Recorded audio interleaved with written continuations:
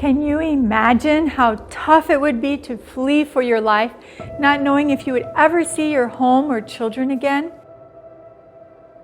Recently, I had the amazing privilege of meeting Tony and his wife May and their two precious boys. For their safety, I'm giving them pseudonyms and will refrain from telling you the details of why they had to leave their country and their location. Before Tony fled his country, he first researched where a Seventh-day Adventist church was. He connected with a pastor in a neighboring country and was invited to come. He didn't even inform his wife and family that he was leaving because that would put them at risk. He packed one small backpack and made sure to bring his Bible and Spirit of Prophecy books, along with the Seventh-day Adventist 28 beliefs. He knelt down and prayed, "God, if it is your will, please bring me safely there." At the many checkpoints he had to cross, Jesus put a brave smile on his face, and the soldiers smiled back and waved him on. Consistently, they checked everyone's IDs except his. At the most challenging checkpoint, God sent the rain, and the soldiers didn't want to get wet, so they didn't even stop them. These miracles amazed Tony. He told me, "I was so worried about leaving my family behind, and I often wept, praying God would protect them from all harm and danger."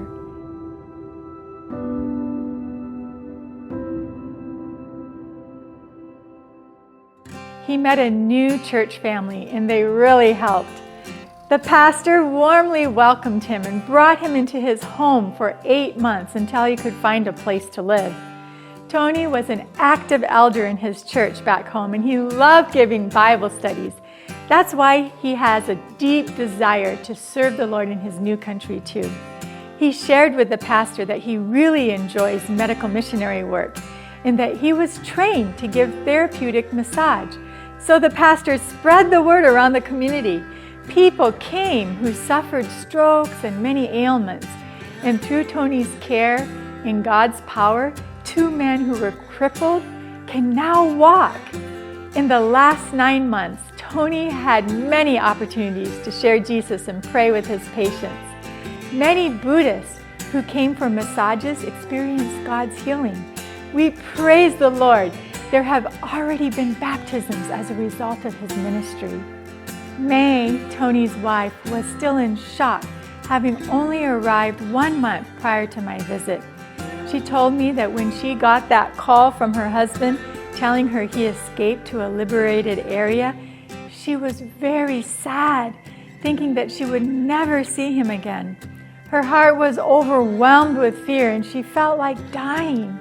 You see, May lost her parents when she was young, and she confided in me that this was the reason why she worries so easily. She got on her knees and prayed, and God quietly reassured her heart. "Remember how I have been with you in the past? I will make you stronger, May, through this trial." The trip for May and her 2 boys was not easy, but God protected them. And what a joyful reunion it was when they were all together again. "I am so glad to be back with my husband," she told me joyfully. "I know we will get through the good times and the bad times because we are together." In the past, since both of us were working, we had difficulty setting aside time for worship, she told me. Now, we have morning and evening worship with our boys, and we have more time together as a family.